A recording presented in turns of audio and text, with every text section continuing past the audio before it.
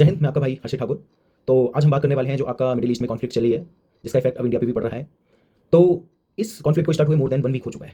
तो एक बात तो हम ये क्लियरली समझ सकते हैं कि जितना ईज़ी इज़राइल और यूएसए ने समझा था, इतना ईज़ी तो अब ये नहीं रहा है वॉर। और उसका मेन रीज़न क्या है कि इज़राइल और यूएसए ने जब आपका फर्स्ट टाइम बॉम्बिंग करी ईरान पर एंड आफ्टर 1 एंड 2, उन्होंने वहाँ के जो सुप्रीम लीडर थे खामेनी, उनकी डेथ हो गई।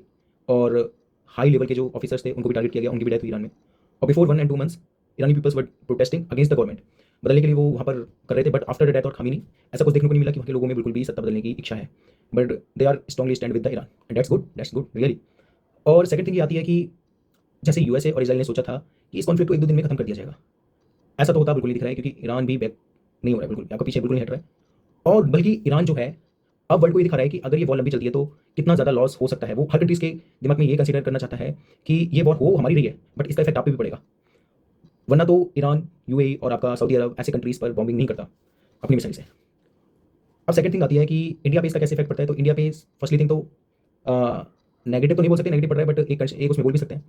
जो आपका स्टेट ऑफ हार्मोस है, actually it's near to Iran and it comes to territory of Iran.